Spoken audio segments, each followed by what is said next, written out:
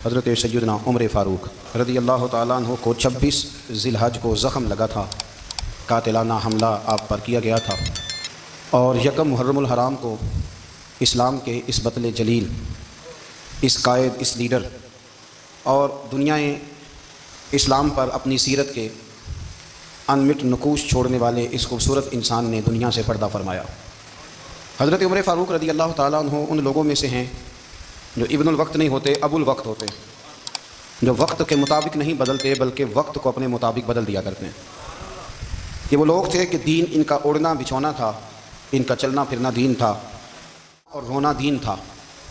انہیں علم الیقین سے لے کر عین الیقین تک ایک خاص مقام اللہ نے عطا کر دیا تھا، تو بس پھر یہ سمجھ گئے تھے کہ دین ہی زندگی ہے، دین ہی روح ہے اور دین ہی ہماری اصل ہے۔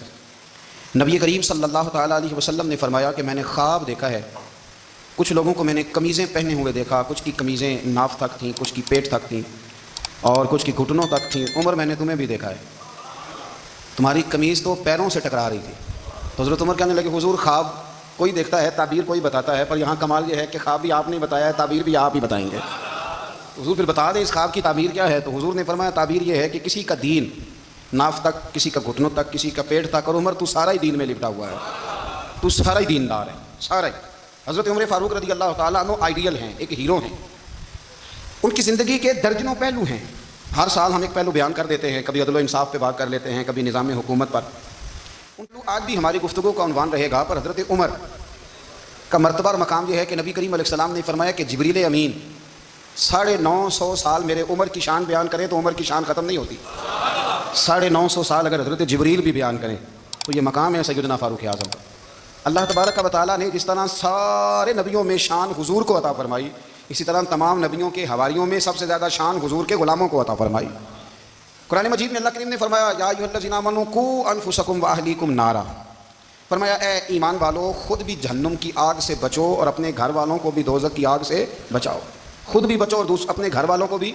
کس کو جی ہماری ساری نصیحتیں باہر والوں کے لیے۔ باہر ہمیں بہت بڑا لیکچر بھی دینا پڑے تو چلتا ہے، بہت بڑی داستان سرائی بھی کرنی پڑے تو چلتی ہے۔ سٹیٹس اور معیار یہ ہے کہ سارا کچھ باہر والوں کے لیے، اور گھر کے وہ پھول جن کی آبیاری بھی ہم نے کرنی تھی، کوئی جڑی بوٹیاں اور گائیں تو وہ کاٹنی بھی ہم نے خود تھیں، دھوپ اور چھاؤں کا خیال بھی ہم نے رکھنا تھا، وہاں ہماری نظر نہیں ہوتی۔ پڑوسی کے بچے کیا کر رہے ہیں یہ سارا پتہ ہوتا ہے، اور میرے گھر میں کیا گل کھل رہے ہیں اس کی مجھے خبر نہیں ہوتی۔ حضرت عمر فاروق نے جب یہ آیت نازل ہوئی تو فوراً عرض کیا یا رسول اللہ صلی اللہ علیہ وسلم اس کا کیا مطلب ہے کہ خود بھی دوزخ کی آگ سے بچو اور اپنے گھر والوں کو بھی بچاؤ؟ تو نبی کریم علیہ السلام نے فرمایا عمر اس کا مطلب یہ ہے کہ جن چیزوں کا اللہ رسول تمہیں حکم دیتے ہیں تم اپنے گھر والوں کو ان چیزوں کا حکم دو، اور جن چیزوں سے اللہ رسول تمہیں منع کرتے ہیں تم اپنے گھر والوں کو بھی ان چیزوں سے منع کرو۔ حضرت عمر فاروق کی زندگی میں جو چیز آپ کو بہت زیادہ ملے گی نا وہ یہ ہے کہ آپ نے جتنا کڑا احترام باہر والوں کا کیا ہے نا اس سے زیادہ بڑھ کے اپنا اور اپنے گھر والوں کا کیا ہے۔ یہ بڑا عجیب معاملہ ہے کہ ہم جتنے لوگ ہیں ہمارا معیار یہ ہے کہ سامنے والا غلط ہے اور میں ٹھیک، یعنی دوسرے کا بچہ گلی میں نظر آ جائے تو اس کی غلطیاں نکلنی شروع ہو جائیں گی، اور میرا بچہ سارا شہر گھوم آئے ایک ٹائر پہ موٹر سائیکل پہ تو ہم کہتے ہیں کہ ابھی بچہ ہے، انشاءاللہ سیانا ہو جائے گا۔ اگر ابا جی آج تک سیانے نہیں ہوئے کہ اس کو سمجھا لیں تو پھر بیٹے کا سیانا ہونا تو ہو سکتا ہے کہ وہ 60-70 سال لگ ہی جائیں۔ گھر کے اندر جب تک توجہ نہیں ہوتی، اور سب سے پہلے جب تک اپنی ذات پر توجہ نہیں ہوتی، تو والد کا جب تک کردار بچے نہیں دیکھتے جب تک اتنی دیر تک ان کا تبدیل ہونا ممکن نہیں ہوتا۔ حضرت عمر فاروق رضی اللہ تعالیٰ عنہ نا باہر والوں کا بھی بڑا سخت حساب کرتے تھے۔ بڑا ایک گورنر صاحب نے لباس بڑا شاندار پہننا شروع کر دیا تھا تو حضرت عمر نے اتروا کے نا تو انہیں ٹاٹ کا لباس پہنا کے تو اونٹ چرانے کی ڈیوٹی دے دی تھی۔ اتنا سخت احتساب کرتے تھے۔ کسائی کی دکان پر بھی 1-2 گھنٹے کھڑے ہوتے تھے۔ جو آدمی مسلسل 2 دن گوشت خریدتا تھا نا فرماتے تھے اس کا ٹیکس بڑھا دو، لوگوں کو دال نہیں مل رہی اور یہ روز گوشت کھاتا ہے۔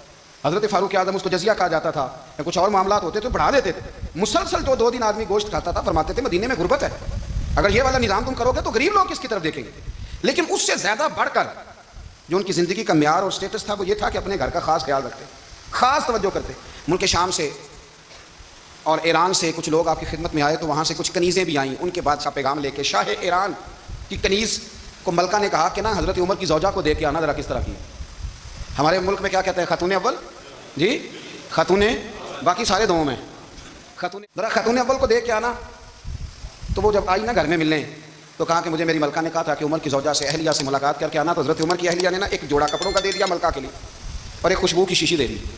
اب جب وہ تحفے وہاں گئے تو اس ملکہ نے نا کچھ سونے کا سامان بھیجا، کچھ زیورات بھیجے، کچھ تحائف بھیجے۔ جب حضرت عمر کے گھر آئے نا وہ خادم لے کے آیا, اس نے کہا جی آپ کی اہلیہ نے تحفے بھیجے تھے, تو جواب میں شاہ ایران کی بیوی نے یہاں جس ملک کا وہ سفیر تھا انہوں نے بھی یہ بھیجے. تو حضرت عمر فاروق نا وہ تحفے لے کے گھر گئے, تو جا کے کہنے لگے اپنی اہلیہ سے یہ تو کب سے تحفے تحفے بھیجنے لگ گئی ہے, یہ کب سے نظام شروع ہو گیا؟